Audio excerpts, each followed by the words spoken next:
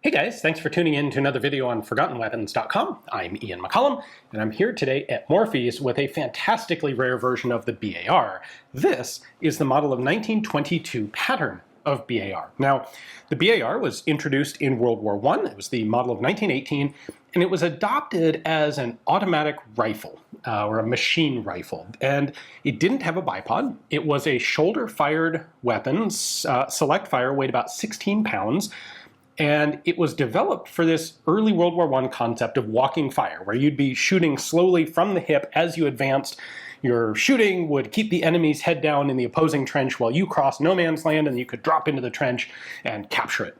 And there were only 3 guns ever actually developed for this concept. They're the BAR, the French Chauchat, and the Russian Fedorov. And it fairly quickly became apparent that the walking fire concept just didn't work well. So after World War I, the US military does a lot of tinkering with the BAR. There's a lot of experimentation. They recognize that it is an excellent mechanical core action. It's a reliable gun. It's a very durable gun.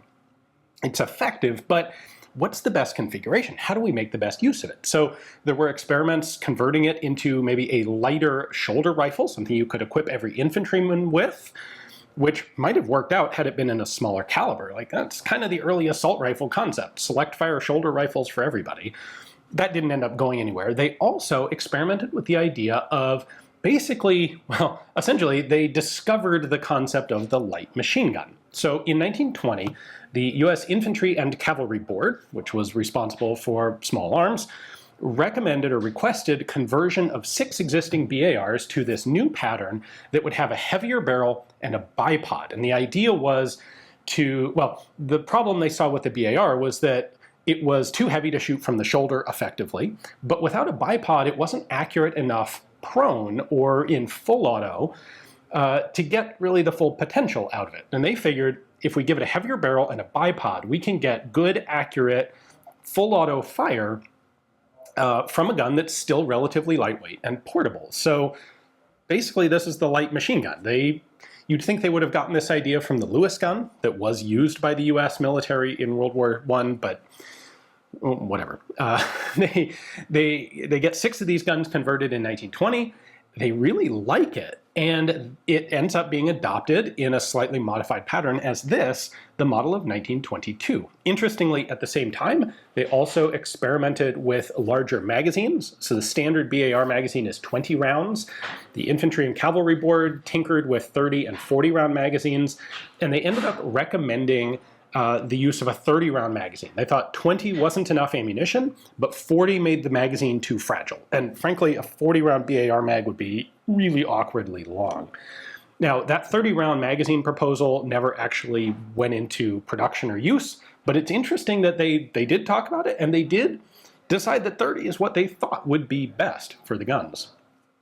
Anyway, let's take a closer look at this, and let me show you all the specific features of the 1922 pattern of improved BAR. Let's start with a quick look at the markings.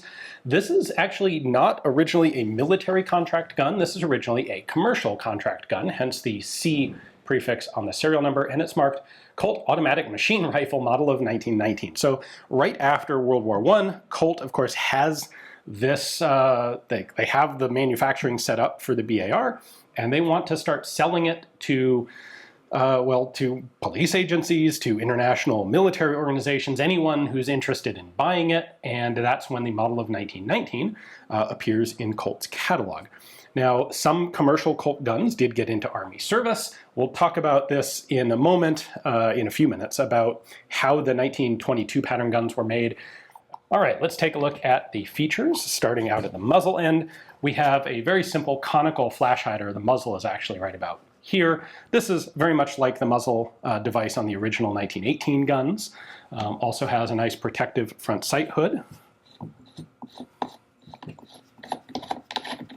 So I can unscrew that. It's just a plain tube, and there's your front sight protector. Next up, we have this big chunky bipod. This is just held in place by a thumb screw here, a wing nut. If I loosen that up, we can pop the bipod completely off. This, the legs are held together by this little spring clip. They fold down, and the gun can actually be pushed into the bipod solidly. You can see that flat corner there. The bipod legs don't lock in place, but they do have a hard stop on the back here. So you can push the gun, you can lean the gun into the bipod nice and effectively. And then they fold out forward when not in use. You have just a little bit of side-to-side pivot in the gun, like that, and a little bit of rotation as well. The barrel profile is increased, so it's heavier behind the gas block here, and then it's definitely heavier when you get to this fin section. The fins, of course, are not standard for a BAR barrel. Those are on there to improve its heat radiating capacity. So the barrel profile is there to try and give this more sustained fire capability. It doesn't have a quick changeable barrel, like an armorer can change that barrel, but that's an involved process. By adding mass and fins, the idea is let the barrel take longer to heat up and cool down faster so that you can shoot more with it. We still have essentially a 1918 pattern heavy wooden handguard on there. The fire control system is the same as the original 1918 BARs, so we have semi-auto and then full auto there. Safe is in the back. You have to push this little spring detent down in order to put the gun on safe, but once it's there, that lever holds the spring, holds the detent down. So if you need to go from safe to full, you can just push it real easily. This is so that you don't accidentally swipe the gun back onto safe when you don't intend to. One little small detail, they added checkering to the charging handle face there. That's not a normal BAR feature. And then the last really big obvious addition is this rear monopod. This is something that was reasonably common on interwar light machine guns, even some through World War II. The idea was this sort of works as a pseudo substitute tripod. If you want to set the gun up in a specific position and get really good aimed fire, well, you've got this rear monopod. So the button here unlocks it. Sorry. The button here on this side unlocks it. It then it locks down in the vertical position. You have this sort of foot that rotates and pivots. It does not lock in place. So it's sort of something you can rest the gun on, but this is much more just to support the butt of the gun. You can adjust the height with this screw there that extends it up and down. And when you don't want it, you can push the button and fold it up at the back of the buttstock. The whole thing is held on, again, by a big strap with a wing nut. They have relieved the stock to take that rear monopod.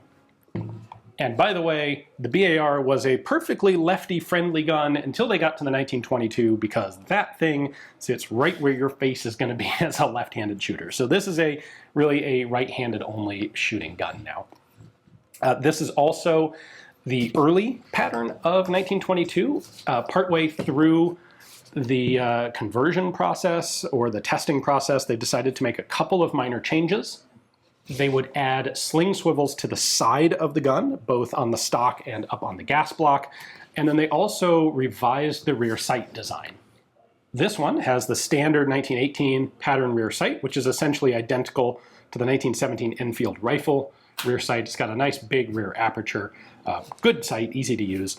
The later version on the 1922 was a bigger sight, but I have never been able to find pictures of the sight itself, just the big, the shot from the side just shows you big protective ears on it. So I don't know exactly what changes they made to the sight itself. This weighs in at 20 pounds. That's 9.2, I believe, kilos. It's a heavy gun. It's a lot heavier than an infantry rifle. And the idea was that you would accommodate this with the soldiers by having the gunner equipped with the BAR and just 2 magazines. Now, remember, conceptually, this is using those 30-round magazines that the board thought would be best. But the guy would run around with 1 mag in the gun and 1 spare on his person, and that's it.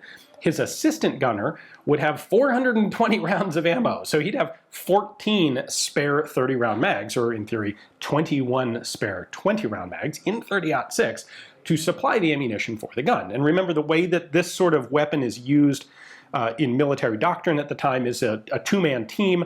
Your gunner does the aiming and shooting. Your assistant gunner does a lot of the reloading. So your assistant gunner having the ammo is like, that works. That's convenient. That's appropriate to the layout.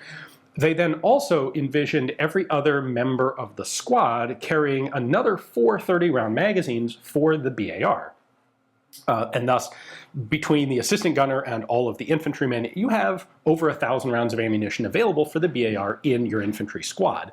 This isn't that different from the British loadout with the Bren guns, where each of the other riflemen in the squad carried a couple of spare Bren gun mags. So that whole organizational concept never actually got used, but that's what they had in mind, and it's pretty cool. Now, this was adopted as the formal model of 1922 pattern. 500 of them were made. They were not manufactured from scratch. They were all converted from existing BARs by switching out the barrels, the bipods. What the board found was that they could improve the effective fire of the gun by something like 3 times, while only increasing the cost of the gun by 8 or 10% over a standard BAR, which seems like a really good trade-off. Frankly, the original BAR leaves a lot to be desired because it doesn't have a bipod, because it has a light barrel. It's kind of a weird, neither fish nor fowl sort of gun.